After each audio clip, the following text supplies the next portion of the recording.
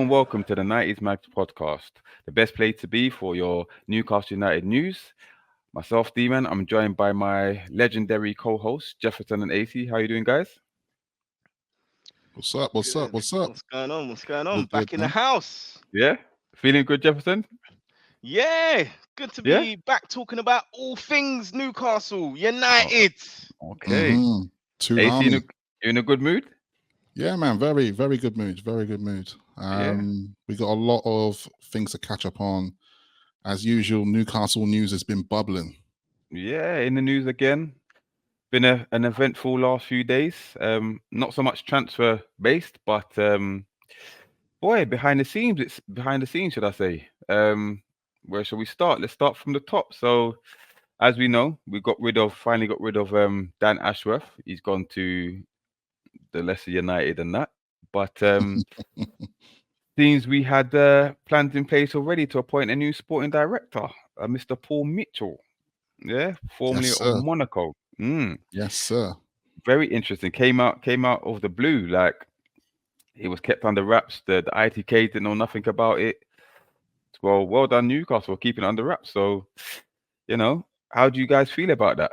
Good appointment? I'll start with you, Jefferson. Yeah, I think it was a huge appointment in terms of showing that statement of intent by the club and by the board. Obviously, Ashworth we knew was an asset. It didn't work out, so arguably was a bit of a blow. And we talked about those things about reputation, the club's reputation. Well, this has ramped it up a notch because we know that Paul Mitchell is one of the very best, and we've seen the sort of transformations he's been able to implement with some other clubs, some really high profile clubs, some really high profile signings, which I'm sure we'll touch on in a moment. So to have someone so esteemed join our club and our recruitment setup at such a vital time as well. We've talked about how vital this season is going Mm, into this season. This could probably be the most crucial window we've had. I'm not exaggerating, in what, the last 10 to 20 years, Agreed. So mm. perfect timing, great acumen, and it's something to get excited about because we finally know the structure will start getting in place. I think you mentioned before we came on air that he's recruited a performance director as well. Is that correct? Yes. So as you're seeing, then it's adding layers to the structure. So we're getting organized, we're getting in position. So hopefully this means we could potentially be making big moves in the market. And what I like is he's probably started before he's been appointed, Mm. and it looks like we're moving silently. If you notice, it's not really. There's been bits and pieces, but not like leaks and stuff. It feels like Mm. we're coming correct now. That's the sense I'm getting from this appointment. Well, that's interesting because we were questioning whether the board actually knew what they were doing, considering how the whole PSR situation was handled. We did raise questions, and we weren't the only ones. So it seems like those questions are starting to be answered in some way, in a positive way.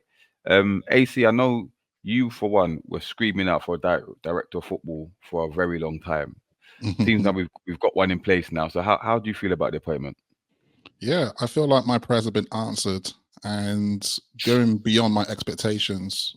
On one of our recent episodes on the transfer news with Newcastle, we had a little segment talking about potential directors of football, and I think I was even glancing at people like Maldini and stuff like that. Obviously, my big wet dream, but That word but again. now we got to ban it. We got to ban it. This is your fault, PG, Jefferson. PG.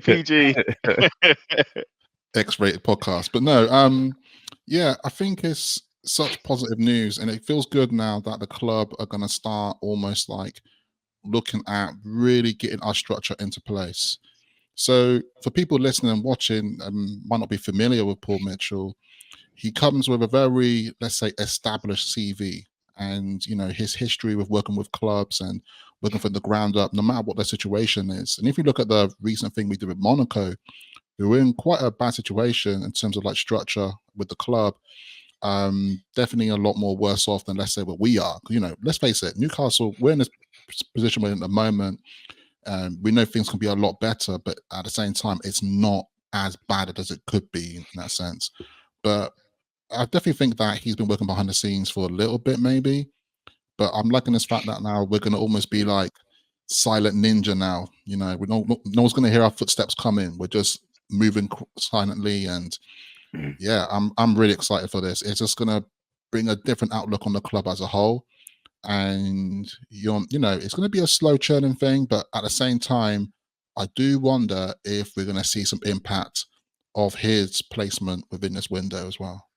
And yes, and we'll discuss that as well, because overall it is a positive step in the right direction. The worry was, you know, the drawn out saga of Ashworth after we took so long to get him. Because remember it was Amanda, Eddie, and Mehrdad handling the transfer negotiation with Steve Nixon before Ashworth came in, got involved and stuff like that. And then we've lost him. So the worry was that it would go back to that situation where everyone's running around with let's face it, apart from Nixon, very little experience in that domain. So we needed someone to put things in order, to make sure that things are done correctly, get the right targets and the right approach to them as well. And like you alluded to, this was important to get them in, the right person in at this time, going into the summer window where, like Jefferson said, arguably our most important transfer window moving forward. Now, in terms of Paul Mitchell himself, we can talk about his CV a little bit, because we know he's come through the ranks. He played professional football, but I think it was cut short by injury and stuff. So we started doing the scouting work for him. Yeah, that's what I heard. Yeah. But the main thing we start from like Southampton, and we all know the job that he did alongside Mauricio Pochettino, and the talent that they managed to scout and obviously sell on for bigger fees. So I don't know if you want to mention any of those names. You know, the likes of obviously Toby Alderweireld. We know, you know, probably is best there. Most popular one was obviously, you know, Sadio Mane, Dusan Tadic, you know, Victor Wanyama. And if I'm correct, I think they finished 6th under Ronald Koeman and got into Europe, which for Southampton's massive. Amazing. Wow. Yeah. And it's the transfer fees that they've paid for them as well. They were, you know, obviously a club like Southampton can't break the bank for these kind of talents. So that's part of his expertise, you know, scouting those young, promising players that you know you can sell on. And Southampton was a selling club, so you know you can build them up and sell them on for a bigger value. It's a win-win. So you mentioned a few names there. I think Mane was the gem, because we know what he's achieved at Liverpool. When he moved from Southampton. So, and then he's gone on to Spurs, right? Now, obviously, he wasn't there for long. We don't know why he left. I think he fell out with Levy, I think, or maybe it was Pochettino. I don't know. But again, he bought a few names, stellar names, while he was at Spurs. Some he bought from Southampton to Spurs, but there was a number of names there as well, namely Heung-min Son. Yeah, he was arguably the biggest find probably in his career, basically. And we all know the quality of player that he is and what he's done for Spurs as well. I think it was it Victor Wanyama as well? He did for both for Southampton and Spurs as well. So he obviously knows what he's doing, right? And then from then he's gone to is it the the Red Bull? RB Yeah. And a few names are mentioned there. I think Jefferson or AC. Do you know a few names that he was a bit of a different role that he took on there? But do you know a few names that he introduced there or he scouted there? Remind me, Jefferson, because I think you mentioned a few names. Yeah, I mean, like obviously a big one right now. You know, we've got. I know we're coming off the Euros, but we got the Euros final coming up, and one of the big players there was, you know, Danny Olmo. And obviously he was able to get Nordi Mukiele over there as well. You know, just to name a few, and obviously a big one, of course, as we know in modern times, is Christopher Nkunku as well. So I think for us, I could speak for all of us, we have been a bit frustrated by seeing either sort of below par targets, British targets, your regular sort of average Premier League proven player. I think, as we've seen with Paul ECL. Mitchell, ECL. less is said about that, the better. But we're more likely to get more sort of like obscure foreign targets, who, like you said, is likely to turn us over a profit. We'll be able to sell them for profit. Rather interestingly, I don't know if he's still got links with the RB group, but obviously RB have a club in Brazil as well, not just in Europe. So it'll be interesting to know if he's able to tap into that. Okay. And then obviously more recently he went to Monaco, didn't he? And again, slightly different role there. And like I said, AC, they were in a bit of trouble. I think they had a lot of players on their books. I think it was like 70 players on their books or something They like that. had And so much. They yeah, had a so really huge squad, but also the average age of their squad was really high. Like it was a very aging squad, but also financially, the club weren't doing too great as well. I think the club were in debt. Like the books wasn't great. Yeah, it wasn't in a good place at all. And what was quite interesting there, when he went there, he obviously got to work quite quickly, and over time, he's managed to bring not only the age profile down of the actual squad, but the number of players within the squad as well, and basically made Monaco a money machine. And as we know now, Monaco now is like one of the best clubs in Europe for profile players coming through, who are actively also like moving around to other clubs around Europe as well. And I know at Monaco he kind of oversaw the multi-club project. I think Monaco now own a smaller club, and I think he was in charge of handling those negotiations and making that happen as well. So he's got a wide range of expertise, and we know that he's like I said, Jefferson. He's one of the best in the game. He's forward thinking with his data analysis and his recruitment model that he uses and stuff. So, what do you guys think that means for the immediate future of Newcastle with his appointment? So I think he's got obviously quite a few things to do on his to-do list.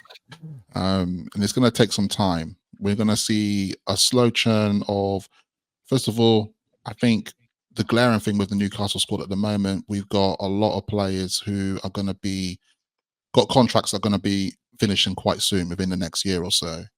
And I think his first job is to making sure that we're able to move on those players. And I think also as well, we're going to try bringing our squad average age profile down as well.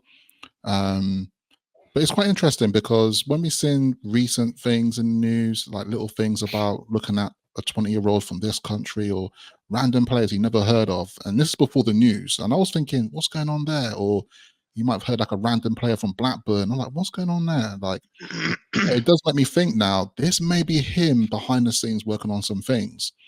Because one of the things they did do, going back to like the previous clubs with Tottenham, is Dele Alli. Dele Alli actually came from MK Dons. Now, this is obviously, at that time as well, Dele Alli was a very promising player. So I think it's going to be one of the things where we're going to see some short incomings happening, but at the same time, it's going to be so important that some players are moved on from our club as well in this window potentially. And obviously, I think the next January window could be another important one as well. And I think you made some good points there in terms of like, listen, we've got a bit of deadwood there that still needs to be cleared, right? And we've got some players that may be surplus to requirements, but they're on high contracts, so it's going to be difficult to shift them, right? So he's going to be tasked with that, as well as recruiting younger quality players who've got not established but got potential. The potential's there because we know Eddie Howe, one of his big strengths is improving players, so that might work in his favor in terms of bringing in the young talent, maybe a bit raw, but there's talent there, there's something there that can be improved on, but still ready for the first team as well. Okay, but also he's got to deal with the Anthony Gordon situation, maybe contract negotiations, because there's rumors that we're going to be offering him a new contract. Isak's, maybe there's a contract there to be signed as well. So I don't know how much he's going to get involved in that as well. Because as well as recruiting players, it could be about keeping the quality players, the quality, absolutely, the quality that we have. Absolutely. And I think one of the important things as well, that when it comes to our club, is at some point we're going to have to hit the next level in terms of the wage billing, because Mhm. obviously at the moment the wage bill goes to a certain cap, and at some point we're going to have to like raise the profile. So, you know, let's say for example, people like Bruno Guimaraes might get another, you know, increase his contract of pay, etc., and that comes a little bit higher as well. So you slightly bring the profile up in the club of the wages as well, and that obviously helps to retain players at the club. But it goes hand in hand though, because you know at the same time the club will have objectives. We're going to have to meet those objectives as well with the European placements as well. So there's going to be a lot of different moving parts, but it just gives me a lot of good confidence that I made quite a few jokes about it last time, talking about I want an oiled machine, I want it running on premium unleaded and all that. But this is the premium unleaded that I wanted. I have to admit, this is excellent. It's nothing but promising news. And going back to the news that we actually like offloaded Ashworth, and you know got Man United Yeah. to pay that compensation as well. It Mm. was some of the smartest business I've seen this club do, and I'm just, it's So almost like, dare we go on. say upgrade? Have we upgraded? I think so. Okay. I think we upgraded. I think Ashworth is a weird one because even now we're still not quite sure what he actually did in his tenure of actually being at Newcastle. Like what?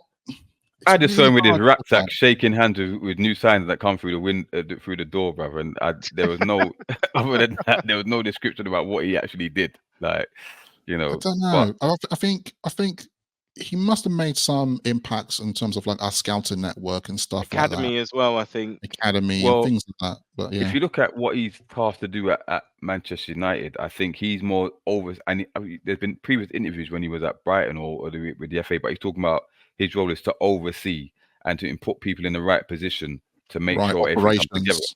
Whereas Paul Mitchell, there's rumors that obviously he declined Manchester United back a few months ago because he wants to have a more hands-on approach and he didn't want to work under anybody. Yeah, so you know it's because they wanted him to work under, I think it was under Ashworth or something like that, but he said no, he wants to be the main man and he wants to be That more is hands-on as really, well. really interesting. So that Yeah, goes back to the point that we're looking at a person here who wants control and wants to do things his way and bringing the people to do his own structure within the club. and that's gonna Now, cause. We'll get to how that yeah, will work, exactly, exactly. but yeah, Jefferson. What in short term? What do you think it means for Newcastle moving forward? What's he going to be tasked with? Well, I mean, this is the thing. I always get confused. Like, is sporting director and director of football the same thing? I just thought sporting director was more just European, and we've just adopted it, and it was the same thing. Because you know they say sport directive, you know. But I, but I would presume that part of it as well is that co-management, you know, collaboration, co-design with the manager in terms of the style of football, because it's not just the recruitment, it's how they fit into the proposed style of play and how they Absolutely. can look to evolve the team ongoing. Obviously they're not the coach, but I'm presuming they can provide some kind of guidance in that respect because they have to work in tandem. You know, they can't be at loggerheads kind of thing. So this could it can either work really favorably or it can bring a lot of tension. So there's that relationship building with the manager, but also being the go-between between the board and the manager. And I think Mhm. Eddie's been very lucky thus far. He's had straight calls, bang, right up to the board.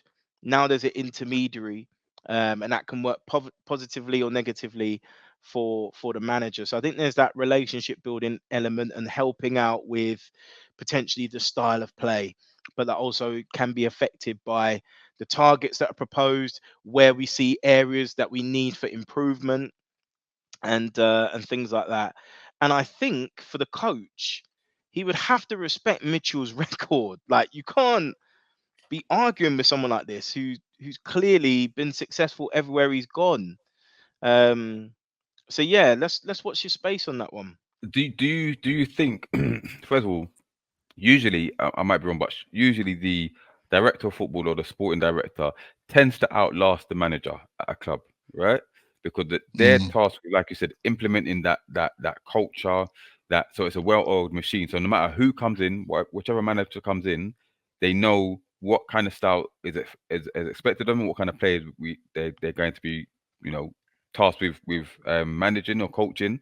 So it's like they become arguably more important than the coach in some aspects. So with the way, like you said, with Eddie being used to on the phone to Amanda, maybe Mandy, you might call her, and Mehrdad and that, whatever. Mates, And now that's it. I mean, AC, you touched on how I don't know if you did it on the pod or in the group chat about how the dynamic between Eddie and Mandy was a bit. Sometimes it was a bit. I won't say inappropriate, but in his face, close, man. kissing Too his close. head and all that all stuff. of that. Yeah. Too close. So now it's a difference. He's my favorite. He's my favorite. Yeah. Now he's got to go through Mr. Mitchell now, because the chairman. We'll get to that in a minute. But do you think that there is a big potential of them clashing? Because there was rumors that Mitchell clashed with Pochettino. So I don't know how true that was, but given the way Mitchell approaches his and we've got his record about the players that he tends to that he's recruited, and Eddie's style of players that he likes, do you think there's gonna be some sort of disconnect on some level? I think so, because first of all, just to state some factual stuff, is that at the moment Eddie Howe's nephew, and I keep forgetting his first name, I think it's Andy Howe. Andy Howe is one of the people within the scouting network. Now, obviously, I can't criticize and say how well the scouting is and such, but I do wonder, like I said before, Paul Mitchell's going to come in, he's going to want to have his own people in. And I think you're going to see some things that, it is what it is, and it might disrupt things. But also, with Eddie Howe's track record in terms of like what we know of him as being a coach and manager at Newcastle United, and also his previous tenure at Bournemouth as well, Eddie Howe likes to be in control of everything. He's almost too much of almost like control freak, if you want to label it that way, or OCD in that kind of way.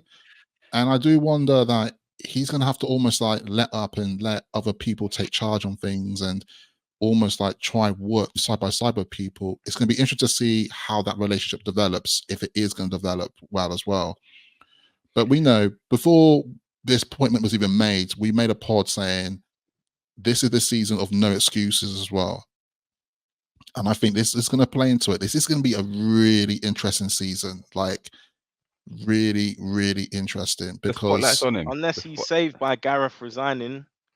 Because also I do think hands down, this whole maneuver of Paul Mitchell feels like a very PIF movement. I was going to say, this feels like them. They came in. They had to sort out the Ashworth situation and the PSR situation. Like towards the end, they had to take control and say, you know what, enough's enough. And then they've appointed Mitchell, which apparently they have. It was their choice to appoint Mitchell, and that showed, like you said, maybe they finally take this no nonsense approach. Yeah, because if you remember, the chairman, we all saw him on the documentary talking about he wants to be number one, right? And Saudis play second to nobody. If you look at their golf, if you look at the boxing, what they've done there, listen, they're not used to being second fiddle or things not going their way. So if they see that Eddie Howe is not pulling up any trees, especially early on in the season, because in the favourable run we have up until we play City, I think it is, they could just pull the trigger and say, you know what, we'll get our own man in, because Eddie feels like a Mandy and Mehrdad choice. And PIF said, if we trust you, you know what you're doing. But now we're saying, nah, the big boys are coming in now. Like them movies where like an office just gets taken over by a new firm. They just dash out the papers and all that and kick everybody out. Position, yeah. That's what it feels like. So could be wrong, but I mean, Jefferson, do you think? Yeah, go on. I'm just about to say, it does feel like this though, because we've had a pod discussing about this in depth, talking about what is going on with the board, like what situation, what's PR, how they're viewing things. We started talking about like wild things, like could they be thinking about leaving Newcastle? Like, we took our minds in some wild places. But I think this really just shows the intent here. And I feel like intentionally things are going to ramp up.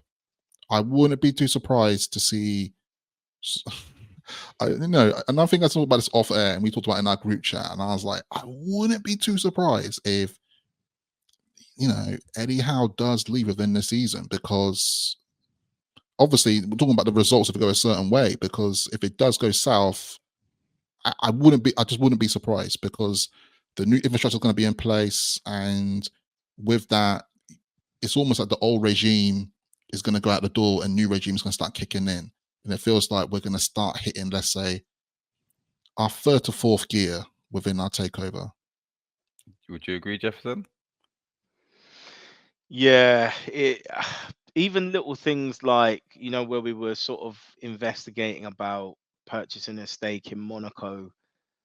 It seems quite incidental that that's a former club that Paul Mitchell is associated with. That's so interesting. You know what I mean? But That's we so were looking at it in interesting. the perspective of, PIF are ducking out. But maybe there's been a method to the madness, and they've been working with him all along, because he's gonna know who's in the academy. He's gonna know who some of the gems that Unearth is. Obviously, unfortunately, we've seen Fofana. I think Fofana's heading off to I think, is it AC Milan, so we missed out on him. But I'm sure they've got lots more talent there. So yeah, listen, I agree with what AC's saying. There's definitely that intent. Obviously, it's not a hostile takeover, but it feels like there is an undertaking, Boy. of sorts. You say not a hostile takeover, but that leads us on to the more recent news, because out of the blue, shall we say, the news came through, I think it was yesterday, that Amanda Staveley and Mehrdad Ghodoussi, I think that's his surname, will no longer be part of the club come summertime. They are selling up their shares and they are going to be part owners no more. So what did you guys think of this one? Were you surprised, given what's been going on in the background, what we know so far, and why has it happened? Because there's been a lot of speculation. So, Jefferson, I'll start with you. Like, are you surprised? What was your response when you heard the news? I was like, oh Mandy, and you came and you gave without taking.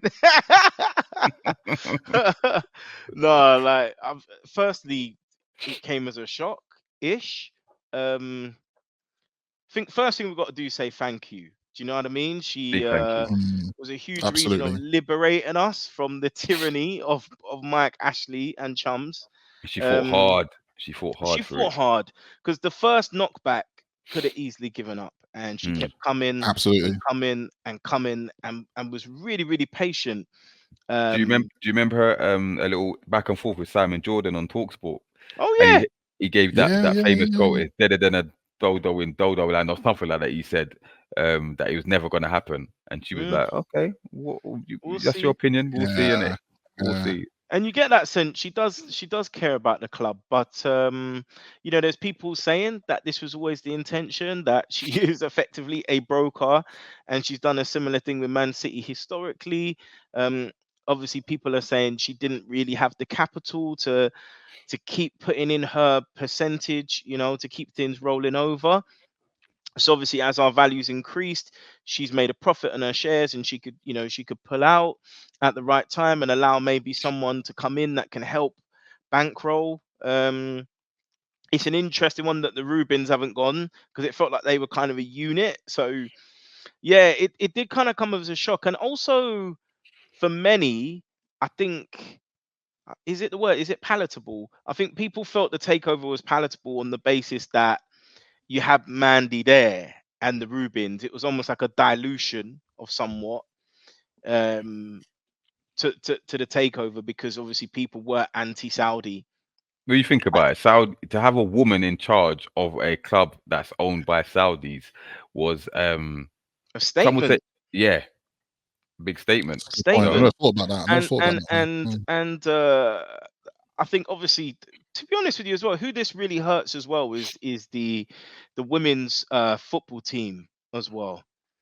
because Didn't think she about put that a lot actually. of Yeah. dedication into them, made them Yeah. fully professional. Obviously, they had 2 successive promotions as well, so I'm sure it's going to come as a real blow to them.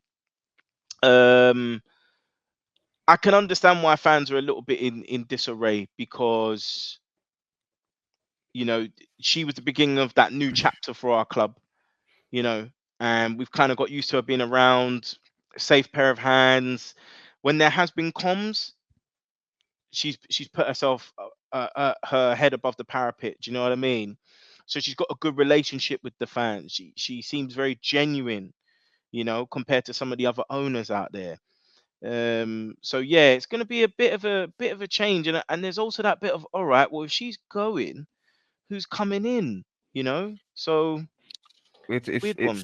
This Yeah. I is the mean, like I said, thing. This is we the thing. we owe her a lot of gratitude in it because of what she's. Like I said, she was the face of the takeover. She fought hard for us, and it felt like she was always like not on the other end of the line, but she always like nearby communicating. Yeah, always communicating. I do think she really cared and she tried a bit. And like I said, she did a lot for the women's team. I think ironically, I think they made a new signing on the day that she left. But it'll be interesting to see how that team develops in her absence, and if whoever comes in, are they going to give it the same sort of attention? I will say, you said about being genuine, which can't fault her, but just a couple months ago, there was obviously we saw that she had diluted some of her shares, right? And she said, this was normal business practice. She's still staying, nothing to worry about, nothing to see here, whatever, right? And then a few months later, she's effectively gone. Now, that either tells me that she was blindsided by it or she was lying, right? Now, we all know the issues that she's had, the legal issues that she's had over the past since she's come to the club, basically with Mike Ashley, with other, I don't know if it's debtors or creditors, whatever it is she's got. But some of the figures touted around are very big, right? So it could be the fact that she's made a profit. Like I said, she's a broker. She's made a profit. She probably maybe didn't want to give up what she had, but maybe she was forced to, given the legalities. It could be also that PIF were tired of the legalities, maybe taking up her time or being associated with the club, or maybe they thought she was they because Mehrdad included as well. They were underperforming, and obviously you bring it back to the PSR situation. They could have said, "Well, how do we get in this mess in the first place?" I know there's jokes about whenever we made a signing, Mandy left Mehrdad with her wallet and a person that whatever, but and a checkbook. But real talk, were they a bit reckless with it or irresponsible with how they manage the finances? And maybe PIF are saying, well, this don't look good. We've had to come and sort your mess. Thanks. But I remember the Reuben brothers have experience with football clubs because they did the same with QPR. Yeah. So they know how things work. Whereas Mehrdad and Mandy, not so much. So maybe PIF said, you know what? Nah, like, and I don't know what you think, AC, in the whole thing, because we can go on afterwards about how that leaves Eddie Howe. But what did you think about why she left and the manner in which she left, or is leaving? Yeah. Should I say? So when I first saw the news, I was like, "What?" I was just like, "What's going on there?" kind of thing. And then, like you said, some people were saying that this was always the plan. Like she wasn't going to stick around forever. And I was like, "Yeah, it kind of makes sense." But you're right, though, the fact that these people, Mehrdad and Amanda, they're both that front people who represent and speak about the club, right? These are the people. Like Amanda is that person who goes into those Premier League meetings and represents us. So this is how much he backs our corner and speaks very highly of ourselves, And it does question me now, because immediately I was like thinking about who's going to be the next person to go into those Premier League meetings, because those meetings are going to happen still. Who's going to be a front person? And I can't see. Apparently, it's Darren Eales and the chairman Yasser. They're going to be the face of the. Yasser's going to go himself. His Excellency is going to come to every meeting. Well, probably not every week. They're gonna wheel out Darren Eales, but then to the big ones, he's got to come in. Cause when he lands, everyone pays attention, innit? Everyone just their body like they sit up straight. Yeah, excellency, Yeah, all of that. man. Listen, Yeah, I think. Yeah, he's not here to play games. Yeah, he's not here to play. Mm. Remember, I told you they play second to nobody. Yeah, they've and to seen be honest, like, yeah, go on. no, I was going to say, to be honest, I would like to see Yassim like make more, hear more from him and communicate from like hearing from himself, because the last time we saw him was the Amazon documentary. So, you know, even if he comes out and drops a new video on the channel and he's just like, we still want to be number one, I'll be like, yeah, man, yeah, I'll take it. But like you said though, his presence and that, it's going to be really interesting with Darren Eales, him going forward to those meetings and such. But it feels like to me that my gut feel towards this whole thing is that I don't think she was meant to leave, or they were meant to leave this summer. I don't think that was part of the plan. Otherwise, I think we would have knew about it a bit more in advance, that was going to happen. That like, oh yeah, this summer they're going to be leaving, and we might be told about that in January or something. To almost have this The news a bit like, timing, isn't it? The timing's a bit weird as well, isn't it? You would think yeah, it would and be more the also, end of last season than start of this. yeah, and also with the recent appointments with Paul Mitchell as well, it just feels like PIF are just making some changes in the hierarchy.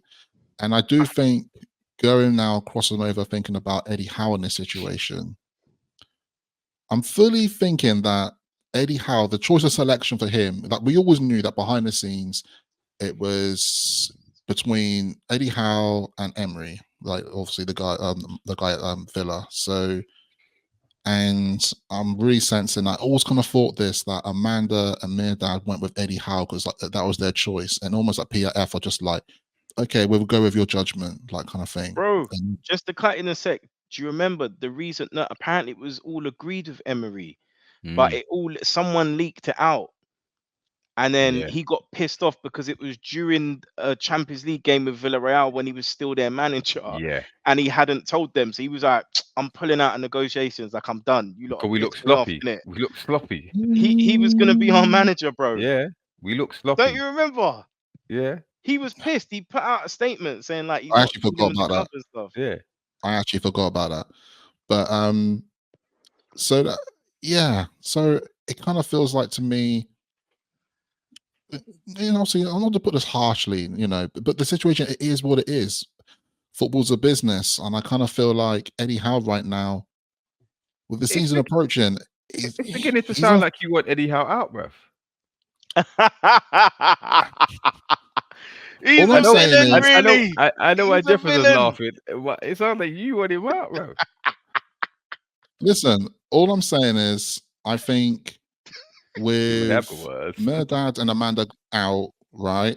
I think Eddie Howe is going to be almost on like thin ice, because I kind of feel like, I don't know, I almost feel like the protection might have been through these guys here. So But that's if my you was perspective looking at it. if you was your excellency, right? How many games you giving Eddie Howe? Realistically, how many games you giving him? You're giving him to the end of September. No, I'm And joking. I'm joking. No, I don't know. I think usually, realistically, it's like November time, December time to see where we're actually sitting, you know, see what things are looking like. Because around that time, it's a pivotal time of the season. And like, let's say if we're on a massive downhill spiral, then something has to be done surely around that time. I'll But tell you what will be a very telling sign, right? Is the caliber of player that we signed this summer. If we don't sign no Englishman, no athletes, Eddie's gonna be pissed, bro. We will know that that's not his signings, bro. He's lost all power. He's lost all no authority, athletes. right? And you know he'll be gone if results start to take a little bit of a dive. He's on borrowed time. Yeah.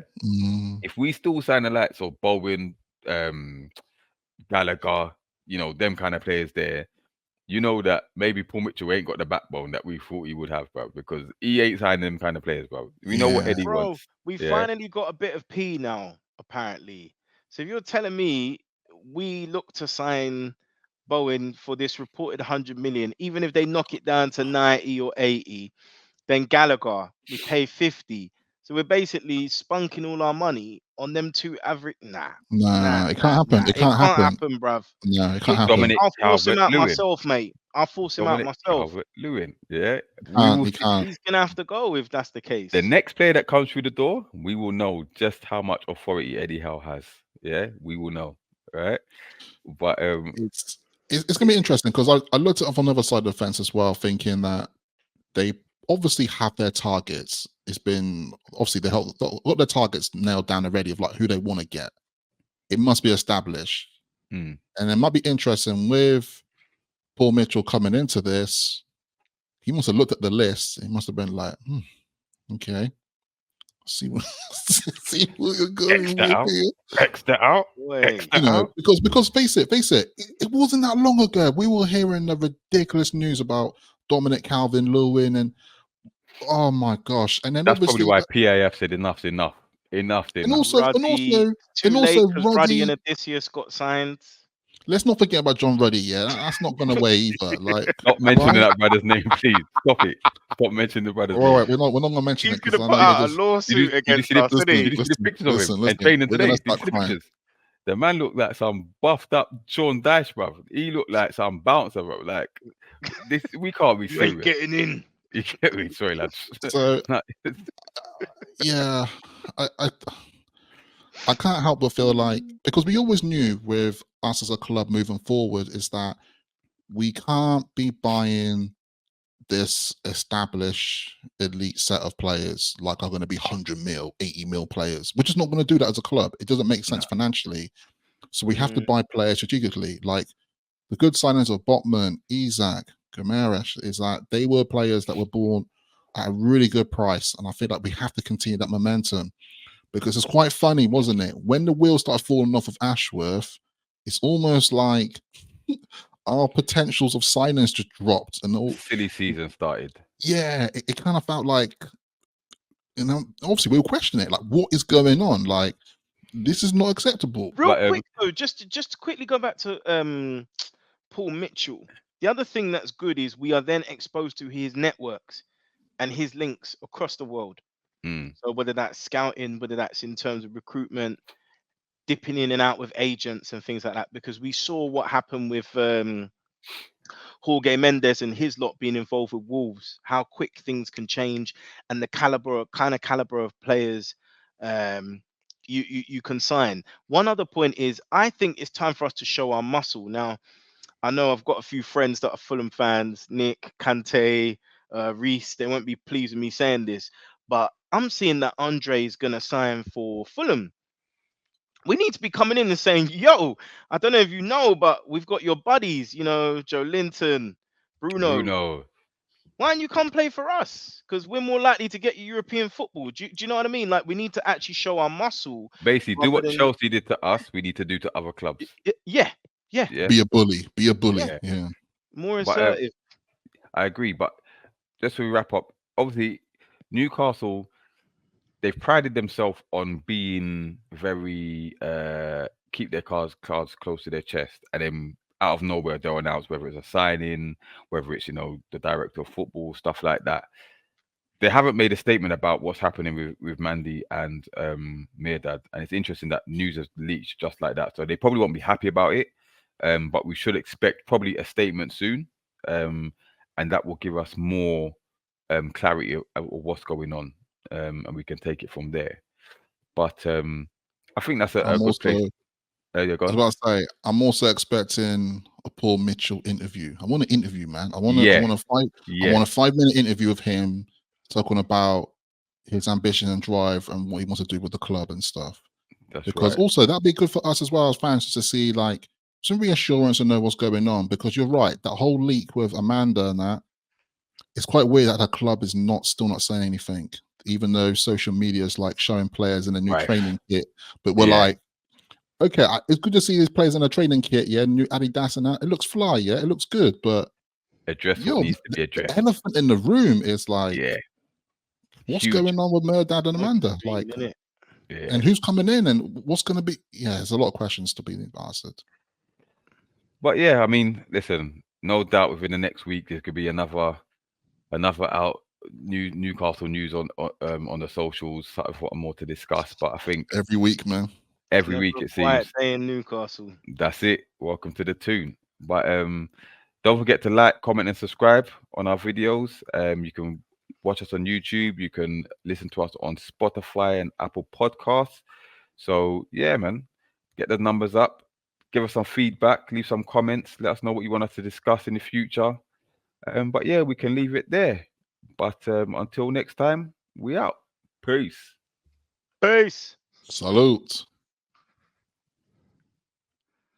Hello and welcome to the 90s Max podcast. Your daily. No, start again. Why am I laughing? I don't know, bro. What's going on, here, man? Set me off, man. Fucking hell. You lot, man. You lot are so mad, bro. All right, cool. Jefferson, man. Chill out, man. Come on, man. He set me off. We gotta get this done by 9:30. Come. Yeah, we have to get it done. Okay, sorry. Cool. Right. Okay. You're not gonna have to start talking from early, bro. Because I'm gonna start bending up, bro. I swear to God. Right. To be honest, if it feels good, we'll just let the camera roll in it. We'll just roll, man. You can let it We'll roll. be like, why did Boston joke at the start of his episode? What Yeah, is the outtakes in it? Or to do outtakes, yeah. Listen. Right. We've got the bunny Hello in and as welcome well. to. Sorry. Hello and welcome to the 90s Max podcast, the best place to be for all things Newcastle. Sorry. What is going on? What is So you going know on? what's funny? It's because I see D-Man was trying to he was trying to hold it in desperately. What is going on? What is going on? Sorry. Oh, D-Man, I beg you do it, but I could hear you were holding that in, boy. You were like, let me just get this out quick. I'm telling you. Right. Oh, shit. Cool. Okay. Come on, I'm composure. going to look composure. at you, AC. I'm going to look at you and not look at D-Man. I'm just going to concentrate on you. My eyes all red now, bro. Right, cool. Right. Shit. Let's roll. Okay. Right.